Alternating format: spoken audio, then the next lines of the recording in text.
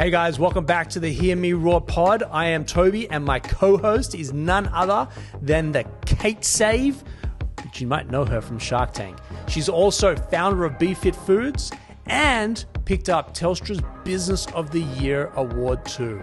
Kate? Well, Tobi, you've got a super impressive CV, 25 years in global commercialisation experience, and you founded Creative Cubes, Australia's leading co-working space and real estate business. All right, let's get on with the pod. Kate, another week, another episode. Welcome back to the show. So excited for our guest today. Yeah? Who's coming on? So Dr. John Tickell. Yeah. He has authored at least 13 books that I know of. He's been on television, hosted shows in multiple countries, and someone who I met when I was a teenager, and I was so inspired. So working my 7 little casual jobs, one of my jobs was catering. We used to cater for the most beautiful homes and big extravagant functions, and so I'd gone to this beautiful home in Ports here and we were catering this function, and as I'm a teenager walking around handing out food, I'm like, oh, that's that doctor off television. And I was studying to be a dietitian, and he talks all about nutrition, so passionate about health and longevity and food, and I just kept going over and asking him if he wanted some more food because I just wanted to talk to him. And so that's 30-ish years ago. Wow, that's amazing. And the surname, so Tickell is, or affectionately here known as Tickell, but actually we have a Donna Tickell here. She works on the happiness team, and she was telling me that there's only 14 Tickells globally, and John and Donna may actually be related somehow. Super interesting. So there's not many saves, by the way, too. Is there not? Yeah. Wow. So, and Scovron, like God, there's probably 10 of us. But I kind of went outside the studio here, and Donna came up to me. She's like, "There's a John Tickell in the meeting room." I was like, "Yeah, he's our next guest." She's like, "We could be related. This is so exciting." But actually, telling some dad jokes. I won't tell it. It's not funny. So you're excited. 30 years. Excited. You've been looking up to John. Yeah. And I think what I'm most excited about is how health has changed over the decades. So if we're looking at 50 years that John's been in this industry with medicine, and we can see the health of the world, not just Australia, is a disgrace at the moment with obesity and diabetes. And how did it get to this and what happened? So interested. It is fascinating. In the 80s and 90s when I was growing up, it was cool to go to McDonald's for breakfast, lunch and dinner. I don't think I've been in a McDonald's since probably 1995. So that's 30 years ago when you guys probably met. And I could never bring myself to eating that type of food, understanding that it's not quite food. I can so totally hear you. Yeah. I knew that I wanted to be a dietitian as a kid, so I stopped eating McDonald's because I thought you can't be a dietitian even when you grow up if you're going to eat that stuff now. I reckon the last time I went through would have been in high school when some of the kids got licenses and they would drive us through the drive-through. You know what I'd get back then? A chocolate sundae, baby? No, I'd ask for the most random thing, the McOz burger with no cheese, no beef patty, no roll. I just wanted the salad. I didn't want the other crap because I didn't know where it had come from. Did they know what to do? In it. They stuck it in the little so they actually served you? Oh, absolutely. Okay. Yeah. All right. Yeah. So after the break, we're going to have John Tickell joining us on Hear Me Roar.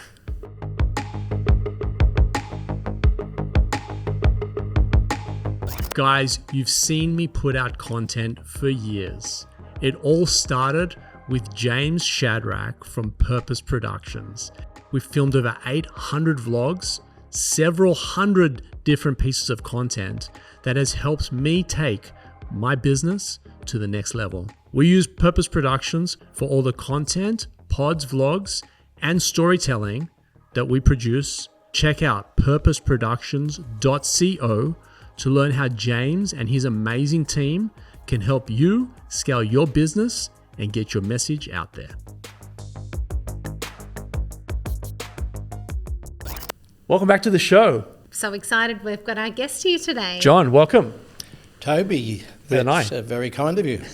And you are Tobi for impact. It's you like your acronyms, right? Yeah, I love them. Yeah. Fantastic. So my co-host here has had great admiration for you for the last 30 years. That's very kind of you, Kate. I remember meeting you at a function. You were catering there. Yes. And you were Kate the caterer. Kate the caterer, and you were interested in what goes in that little hole in your face called food. Yes. And John, you have such a wonderful big family now, 12th grandchild on the way. Wow. And your beautiful wife, Sue, who I think lives and breathes your philosophy. And can you tell us what happened when you got brain cancer and how you got through that and what Sue did in the hospital? Because I just think it is the most remarkable story I've ever heard. One of the interesting things about modern medicine, on the one hand, it saved my life because I was the first patient in Australia to agree to be treated with a new immunotherapy drug. Yes. So until then, the big thing with cancer was either surgery, cut it out, or chemotherapy, drugs, or radiotherapy, which can leave with horrendous side effects. So immunotherapy, Kate, you know what our immune system is. It's the stuff inside us that resists viruses and bacteria. Like, it's interesting, during the COVID epidemic, the people with the worst immunity picked up the COVID virus, and as we get older, we get weaker in terms of immunity because we stop walking around the block and we stop eating nutritious foods. And so the COVID epidemic left us. I can't remember your question, but I'm answering in the way. How you managed your cancer. Okay, a new drug that I ticked to become a guinea pig. Yes. Because my oncologist was a Malaysian guy who'd been studying in New York, and they were testing new immunotherapy drugs. And he said, Doctor, I think this and chemo drugs, he thinks I'm strong enough. He said, Doctor, you're strong enough to withstand. It's interesting how many therapies damage your body. Yeah. But he said, I think you're strong enough to withstand the new treatments. And we'll see how it goes for three cycles. And so the big tumour started to shrink. But the other problem from a holistic viewpoint was they were feeding me in the hospital. Ordinary food. Yeah. And, big bowls of spaghetti. And I mean, we all know that 99% of spaghetti meals are just refined pasta, sugar and fat and stuff. Yeah. So I said, no, my wife's bringing in my dinner. And the nurse said, no, we serve you dinner. Yeah. So Sue used to bring me in a plate with at least 10 vegetables on it every night and a little bit of fish or chicken or something. And the nurses were getting a little bit upset because they said, the doctor, your husband won't eat our food. So I was going more to the old style. And it's interesting, Kate, that you know of the blue zones around the world, the blue zones. Yes. And they're little communities around the world who live not only longer than we do, but healthier. Because we're living a tiny bit longer, although our life expectancy is flatlining. Yeah. But our health expectancy, we're getting sicker earlier. Yeah, and we think we're getting well. We focus on going to the gym and we focus on, red light therapy things and all these crazy, things ice that we bathing, think. Yeah, ice saunas, bathing, but what are we actually eating? And the fact that Sue went to the trouble to bring in your 10 vegetables every night, and you said it was only you and Lance Armstrong that had that particular type of cancer that have lived beyond how many years now since the diagnosis? I'm 15, he's 18, but he's won 7 Tour de France's that I didn't, although I think he was on different drugs. Yeah, well, there we go. But the power of the body, and I think it's so topical now with even Elle Macpherson coming out and talking about how she managed her cancer and her approach with eating really good healthy food, taking some supplements, and she got absolutely hammered for talking about that. But you did this 15 years ago. You focused on food and you're still here. Yes, well, you see, Kate, during the last 50 years, the worst killers in our society way back decades ago were infectious diseases. Now, UNICEF, 1946, the United Nations International Children's Emergency Fund, they embraced the beginning of vaccinations. And people say, oh, vaccines don't work, they're horrible, they've got side effects. But let me tell you, is there anyone walking around there with polio at the moment? No, my grandfather had it and he was not able to walk, had a walking stick from a very early age. So I know someone who's had polio affected for the rest of their life. Smallpox, tuberculosis, like vaccinations now. Our kids don't get these sort of... there's been outbreaks, though, of whooping cough, pertussis, because people say, oh, no, I don't want my child vaccinated. The but is, it's saved at least 2 million lives a year since 1946, vaccinations. But now we're on top of it, communicable diseases like viruses and all that sort of stuff with vaccinations. But now we've got chronic diseases. Acronym. Tobi, I call them CHAD. Cancer, heart disease, Alzheimer's, diabetes, dementia. Diabetes is the fastest growing disease in Australia now. We have a new diabetic every 5 minutes. That's wild. 10,000 a month. Wow. But what are we doing about it? It's what we're putting in our face, how much fibre, how much veggies. I mean, our kids aren't eating enough vegetables. Less than 10% of Australians have, less than 10% have the recommended daily allowance of nutrients from fruit and vegetables. I got to be honest, I know nothing about nutrition. Yeah. And it's something that I've always wanted to learn about, but it's like I haven't had the time to do it. But you know how it makes you feel. You talked about when you used to have McDonald's, you would throw up. It physically made you sick. Yeah. So you know how at it 15, feels. No, for sure. And by the way, I'm pretty health conscious, right? Yeah. I'm in the gym a lot. I am intermittent fasting. I'm doing a whole bunch of different things, but I actually don't know, truthfully, if it's good or bad. If what I'm doing is good, I'm a pescatarian, so I only eat, fish and veggies, mostly vegetarian, and fish would be the sort of protein that I would have in supplement of chicken or steak. I can't eat meat because I produce too many kidney stones. Ask the doctor. Got the doctor in the house. We don't have enough time, but I honestly, I can tell you, I genuinely, I guess from a knowledge perspective, I know nothing. From an intuitive perspective, I can tell you the food that we're eating as human beings, not me, Tobi, but as human beings, is killing us. And 70% of the food you eat is full of pesticides. No doubt. Right? Because the agricultural premise now is to spray pesticides on growing fruit and vegetables and crops to kill the bugs. Yeah. It kills the bugs. You should wash your veggies before you eat them. It's inside the veggies, the pesticides. Yeah. I mean, so it's Australia's health is sick. Do you know what the biggest killer per day in Australia is? Don't say chocolate because I'm in trouble. No, the number one product that kills is called cigarettes. Oh, that's now, clear to me. They've banned, it used to be the Benson and Hedges test thing and the Marlboro Man and On the Horse and all that sort of stuff. They banned advertising for cigarettes. Yep. But you can still, 65 Australians still kill themselves every day. Yep. From the effects of cigarettes with lung cancer and all that sort of stuff. So, and now the vaping with the nicotine, all vapes have got nicotine in them, which is it's more addictive than heroin. Yep. And so the kids now, in the last 4 years, Cancer Council, there's been a spike in kids going back to cigarettes because of the addiction of nicotine. So, the health department should maybe moderate its name and say, well, we're sort of the sick department. We need more ambulances at the bottom of the cliff. We've got to stop people falling off the cliff, like your BeFit foods. Yeah. It's not magic, it's common sense. Totally. Never smoked anything in my life. Yeah. Only had alcohol at my Bucks party for the first time at the age of 27. Never drunk, have never done drugs. Super clean from that perspective. I told my kids that if they're ever caught smoking, smoking's not going to kill them because I will. I'll get them before the cigarette does. Now, Tobi, you bring up a really interesting concept there about the stick and the carrot. Mm-hmm. So you're giving your kids the stick and saying, if you dare smoke, blah, blah, blah.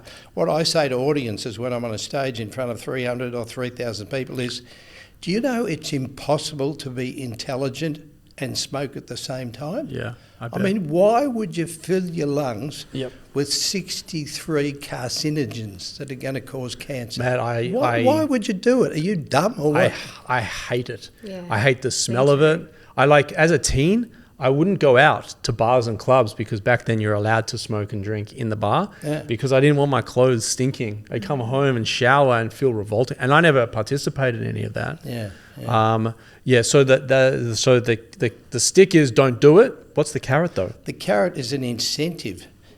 Now, I mean, this is bizarre, but if you said to your kids, if you eat these 6 veggies every night on your plate, you don't have to eat the whole lot, just little bits and pieces of six veggies. I'm going to give you $1 every night. And you're going to say, oh, that's stupid, I can't afford that. I mean, that's the wrong way to do it. You've got to incentivise see, role model. You said you got kids. How many, Toby? I got 2. And Kate, you've got 2, right? Both have girls. Yeah.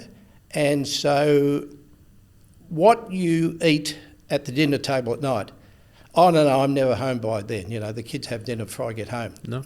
That's interesting. The biggest role modelling exercise in your life is having a meal with them each day, every 2 days at least. Yes. We have rules around our meals. Yeah. No phones. Yeah. No iPads. Yeah. They're not even allowed in the room. Yeah. And we sit and we talk about things that lit us up for the day and things that pissed us off for the day. Well, you just come up with an idea that it's in my brain right now. Let's say if your kids don't use a phone or an iPad, and let's say they eat their 6 vegetables, they get frequent family points. So there's a score system, right? And when they get to, whatever, 3, 4, 5, 100 points, a bit like Qantas Virgin, all that sort of stuff. Cash it in. You get something. you cash it in for whatever, your playground, holiday, blah, blah, blah. So we've got to start role modelling in a way we're not whacking our kids, because you're not allowed to do that. It's got, hey, let's join in and do this, because you're going to be healthier for longer. So my next book is called Healthy Harold and His Healthy Friends, and he lives in a Is that a play on Happy Harold? Well, Happy Harold is the giraffe. Life Education. Life Education, yeah. That's right. Yeah, I used to be an ambassador for them. I loved Happy Harold. But Harold, sex education. See, Harold is a pumpkin. Yes. And Harold grows up in fruit and vegetable village. Okay. And his parents tell him to eat everything he can, because if he wants to be a success in life, you've got to be the biggest pumpkin at the show. Yep. So he keeps eating and eating, and then he starts to get bullied at school by his friends, because he's only got a few friends, because the rest of them say, oh, you're getting too big, Harold. So anyway, I won't go. That's another session we do about the storyline for about the Mal Mountain. On next week's show, we have John back. Yeah, so it's and Kate, I know you have a relationship with the attitude and the shift in reducing diabetes. Yes. So instead of 10,000 new diabetics a month being diagnosed, 10,000 a month, 120,000 Australians a year. It's going like that. Yeah. We're the 4th worst in the world per head of population. What's causing that though? Diabetes. Well, 20 years ago, Please don't say chocolate. 10% of our children used to be overweight. 25 years ago, now it's 25%. Wow. Because, when I was a little boy, this is not all about me, but I get home and you are the special guest today. It is about you. Yeah, well, Mum would say, be home by dark, and I'd go out and play mud pies in the gutter and get an immune system, and play footy and cricket in the street and get caught, and you see ads on TV. This new stuff is going to kill 99.999% of germs. You need some germs in life to develop an immunity. Yes. So, we're playing. Our grandkids are playing with those things, mobile phones, cell phones. Yeah. Yep. They used to get, my kids, they weren't invented. Yes. But now the grandkids, the first grandkid that we have is now nearly 20. He got a mobile phone when he was 18. But now they're down to getting them when they're 9. Oh, yeah, but my friends at school have got a cell phone. So you think that I have no idea what causes diabetes. I apologise if I sound like a fool. High blood sugar. Yeah, no, well, But is it because we're not exercising enough? Is it because we are eating the wrong foods, or is it a combination of both? It's a combination of both, and the food is the type of food. There are two types of carbohydrates. Now, the Americans messed up the word because they call them carbs, but a carbohydrate, as in CHO, is carbon, hydrogen, oxygen. So there is fluid in carbohydrates, like fruits and vegetables have got an amount of hydrate in them, right? But now, what's happened to the world in carbohydrates? Carbs are just processed, highly processed. So when you get to the checkout, I nearly said checkout person at the supermarket, there's a wall of crap. And CRAP is an acronym for commercially refined and processed, CRAP foods. Oh, Mum, shut up, here's the one. So, we're filling our kids up with cereals. It's got low fat, they're full of sugar. Because we don't know how to read nutrition panels. Because this is a food Standards Australia. It's not the authorities, that's the dietitians that's saying, hey, that's what should be on the label. So it's obvious. Oh, but the stars.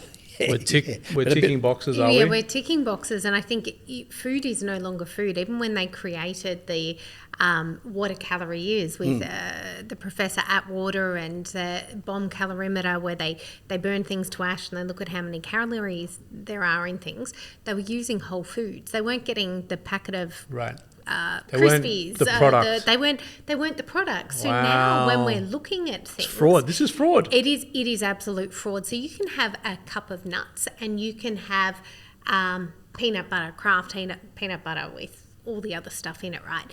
And but nutritionally, we're being told they're pretty similar, but in actual fact, the nuts are so full of fibre that if you ate the cup of nuts, you're only absorbing 70% of the calories. You're not getting all of the calories. Whereas when you've processed it to the point where it's literally been fudged out of a machine, mixed with oils and salt and sugar and all other colours and bits and pieces, it's no longer food, but we're giving it calories, we're giving it nutrient value, but are the nutrients still there? And the important but you're giving the nutrient value to the pre-processed the whole food, item. So this is a case for Doge. Are you familiar with Doge? I'm going to tell a little story here that I shouldn't tell. Now, there was a supermarket ad on TV the other night from the fresh food people, whoever they are, and they were advertising Cocoa Pops. That's an oxymoron, isn't it? Whatever oxymoron means. Fresh food people selling Cocoa Pops. Morons.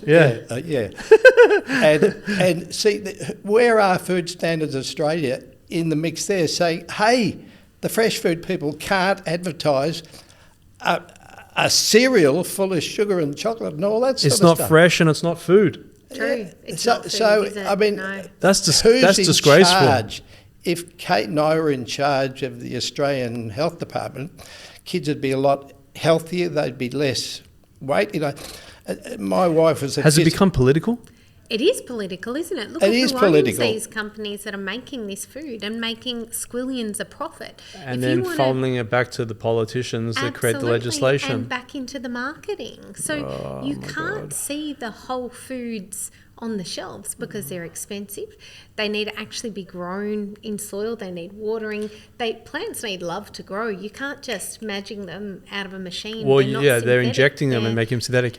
So Travis Kalanick, who founded Uber, has gone on to start a company called Cloud Kitchens, and he was on the All In pod last week talking about how in the future, maybe 50 to 100 years away from now, you'll be able to order your food. There won't be a kitchen or a restaurant, and it'll be genetically made for you.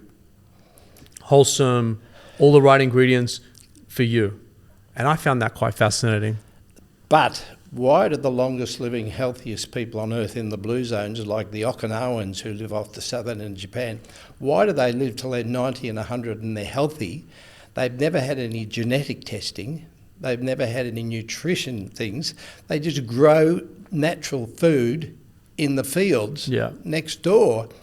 So we've got to simplify things, and when you talk about genetic testing to individualise making a food, the food's already out there growing. Yeah. But I nearly said the F word, we stuff it up. Yeah, no, I mean, you can drop the F word. So, Kate, I've got this love for chocolate covered pretzels. Have I got to give that up now?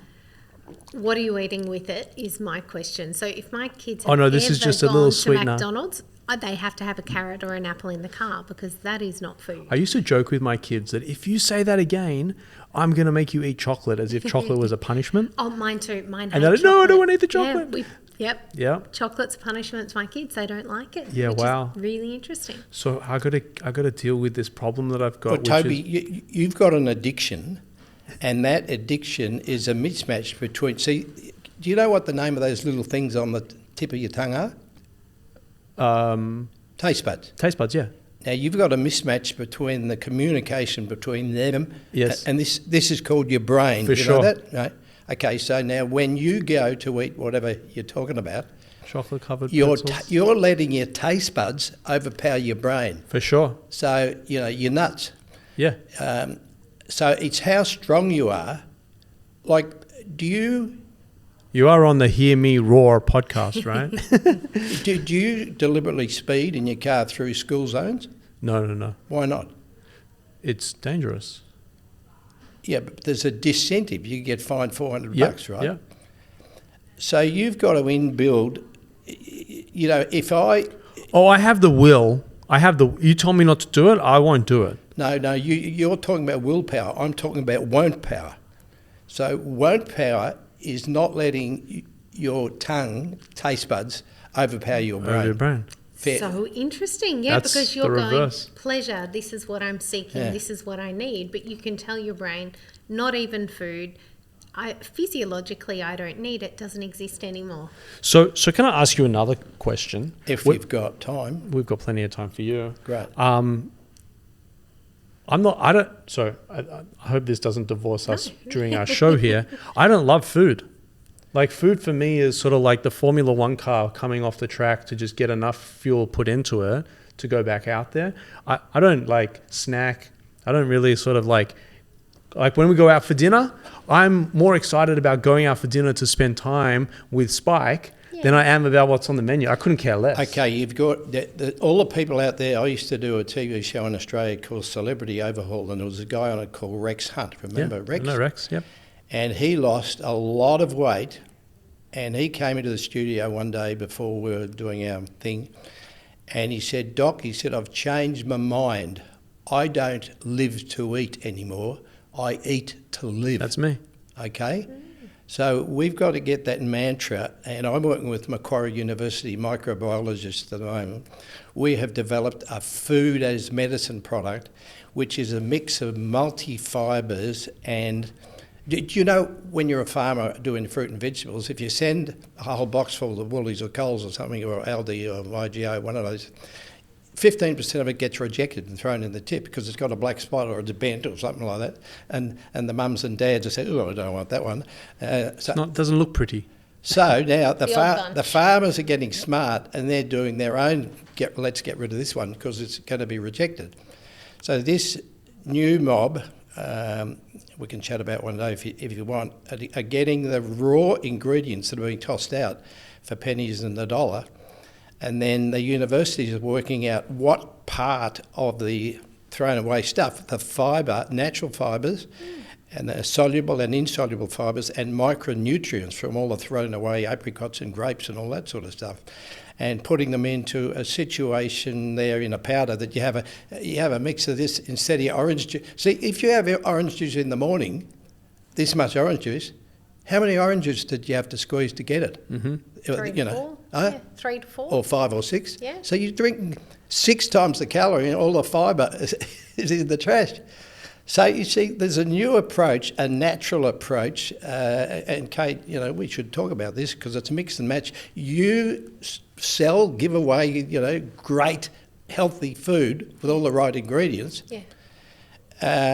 And I'm now working with universities saying, okay, if you have this drink instead of, a big pot of juice or a Coca-Cola, a Coca-Cola has got, just a little can has got 16 or 26 teaspoons of sugar in it.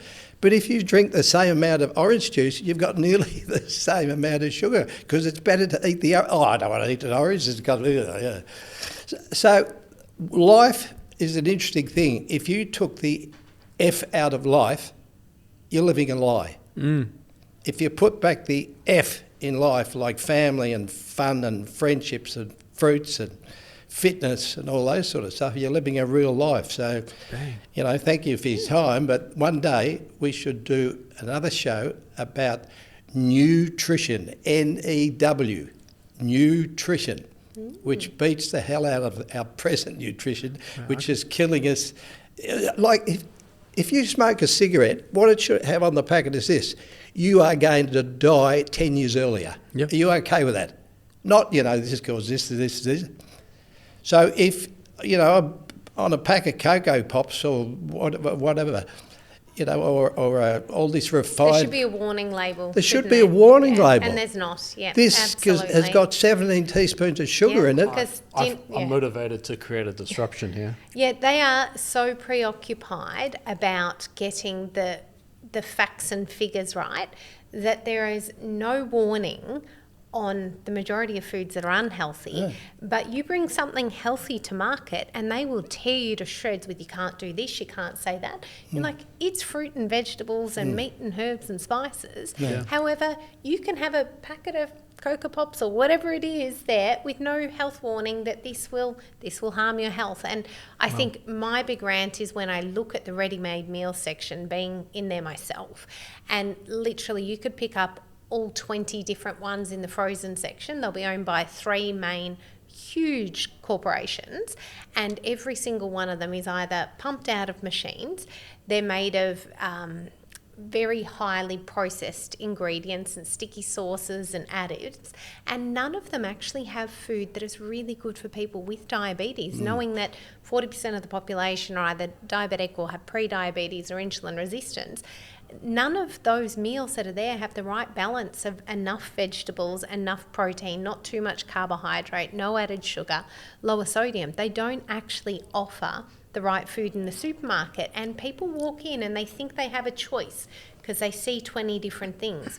There's no choice. They've already taken away the choice, and none of them have a warning. They all appear healthy. Kate, you brought up a brilliant point. Are you, trust me, I'm a doctor, are you in the age group where you can go and have a free mammogram? Yes. Yes? Yeah. I think so. I haven't had one, but I think so now. Okay, they're free for people from whatever it is, 45 but see, this is the problem. In our country and in America and all Western countries, 25% of breast cancers are now under 50. And there's people getting breast cancer under 40, because of what we're doing to our lives. Yeah. So we've got to reduce the age at which you could get a free mammogram. But you mentioned pre-diabetes. There are 2 million Australians with a blood sugar which is pre-diabetic. Yeah. So one day they're going to be diabetic. Yeah. Where can you go and get a free blood sugar test? So, see, we've got to start preventing rather than curing. Yeah. So I'll leave you, delightful people, with one question. Tobi and Kate, if you had the choice between increased life expectancy and increased health expectancy, which one would you choose? Health. Absolutely health. Yeah, so 99 out of 100 when I ask that question at conferences want more health expectancy. So what are we doing to ourselves and our kids? We're doing the opposite to what we should be doing. Bang. Thank you. That was amazing. Yeah. Guys, we're going to take a quick break and we'll come back and wrap up the show. weareluna.co is a great place for you and your business to start off with phenomenal accounting and legal services. So if you're a startup or a scale-up looking for legal and finance support, or alternatively looking to raise capital, weareluna.co is where you need to be starting off. Kate, I am so disappointed in the world that we live in right now. It's very sobering, so to speak, when you start looking at the size of the problem that actually affects 100% of people, because at some point we all age, and as we age, the rate we age at is due to what we're eating in our lifestyles. So it's affecting everyone, yet not many people are doing anything about it. Disrupt this. What are you going to do with it, Tobi? I asked my kids over the summer if they would support me to run for, not for president, but for premier and then prime minister. Yeah. And they said no. Oh. They said they didn't want the exposure to the family and they didn't want the disruption. Fair enough. But I am so motivated to want to try and turn this thing on its head. Yeah. I'm not the doctor, I'm not the scientist, I don't know enough, but I feel like we have slipped. Well, I've seen it during COVID that society, we really gave way to these politicians who had their way with us as human beings. Yeah. Forget about states and this and that, blah, blah. They had their way with humans. Yeah. They ripped people's lives apart. Absolutely. And now to learn from John and yourself on today's pod about how companies are getting away with underserving the people, their customers, making mega profits, which are then lining the pockets of politicians to just keep the charades going. It really, really breaks my heart. And do you really, know what really kills does. me the most is the down, the cheaper. When would you go for the cheapest of other things other than food? And if food becomes your cells in your body, they are part of you. They control your health, your longevity, they control your cognitive ability, and we're going down in price, which means we're going down in quality and down in nutrition. Why is that the key factor when we're making choice about food to have the cheapest, nastiest crap on the market? Yeah, I think you need to watch this space. Yeah. Because I'm like a raging bull right now. I mean, serious. I've actually been watching the last since Inauguration Day, since Donald Trump got into presidency. I'm not interested in the politics. Couldn't care less about the politics. I don't care about what you think of who he is or who he is not. I am really interested in what Vivek and Elon are doing right now, which is Doge. Yeah. And what they're doing is they're uncovering all of this corrupt spending, which ties into the conversation today. They're uncovering the corrupt spending that is influencing the macro environment and actually hurting every single person. And our tax dollars are being funneled into this sort of machine. Mm-hmm. I really do hope that we are in a moment in time that my mum used to say, Tobes, keep your shit clean because the truth always comes out in the end. Yeah. And I can see it unfolding. And from this conversation with John and understanding a little bit more about what you're doing in your world. Health is wealth. Yeah. So forget about the wealth without your health, because you'll be rotting away in a hospital bed. Yeah. Someone will be wiping your bum and you won't be able to use that wealth. If you do not take health with you for the rest of your life as your first priority, there's no point in having the wealth. Yeah, and I think like there's ebbs and flows here. Yeah. But if you can do 5 days of really good, clean stuff, I think your future self is going to really thank you. And that's what I take away from this episode today. It's not those 1%ers that matter. It's what you're doing the rest of the time. Yeah. It's not even the 10%ers. And we're looking for the magic pill. Yeah. We're looking for the one thing I should be doing. Actually, we all know, and you said you're not a nutrition expert, but eat your veggies. Yeah. Super simple. There's a good starting point. Yeah, and it sounds dull and boring, but actually what it's doing cellular-wise is what I've learned today is your future self is definitely going to thank you. And I think that today's session or today's pod was, I'm sitting here quite stunned, to be honest. Like, I'm just so disappointed there's so many layers that they're not serving the people. You know, I started Creative Cubes, not to give it a plug, but I started Creative Cubes because I wanted to serve the underserved. Yes. I wanted to give ma and pa or the tabletop business or the startup or the kid with an idea an opportunity to be surrounded by like-minded go-getter people. And now I feel like that mission and vision, I feel like it needs to carry forward and go a little bit broader and really like disrupt, firstly the politicians, and then go after the companies that are really doing damage to the people, because there's no warnings and people are being fed the marketing machine, not the truth.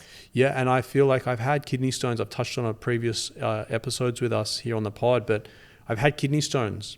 And I thought that I was eating healthy. I thought that a high protein diet was good for my muscles. So I had protein shake for breakfast. I'd have something chicken on steak for dinner, and Sim would cook some sort of chicken on steak for lunch, and then for dinner do something the opposite. If I had steak at lunch, I'd have chicken at dinner, or vice versa. I thought that was healthy because that's what the propaganda that I was fed to understand to be healthy. And I ended up 4 kidney surgeries because I couldn't pass stones because my protein was way too high for my body to be able to. And I'm sure there's more to it than that. We don't need to go into it on this episode. Story. That's my story. Yeah. I just watch this space. I'm feeling like a raging bull right now. I've got to calm my emotions, but I feel like I want to kind of get in there somehow and turn this machine off. Our children's futures depend on this. I've heard that before. They do. I never really understood it. I heard it and I get it, but like understanding what like my daughter this morning, she got up and had some breakfast. I'm like appalled now thinking about what she consumed for breakfast, thinking she's going to get a bit of food into her. Have you heard what type 3 diabetes is? Yeah. Alzheimer's, dementia, poor food, unfortunately, poor we're cognition. suffering with dementia in my mother-in-law at the moment. Yeah. And tend to think, sure, some of it's genetic and some of it's circumstances and this and that, but 90% of it could have been prevented just with a bit of education around what to do and what not to do. I think it's really powerful. That's been another incredible episode. I think we need to have John back on the show. Love that. Maybe in a few months we'll have him back. We can talk about more because for now, I need to sort of focus on what's in my pantry and look after the girls. Let's digest that. All Thanks, right. Toby. Thanks, Kate.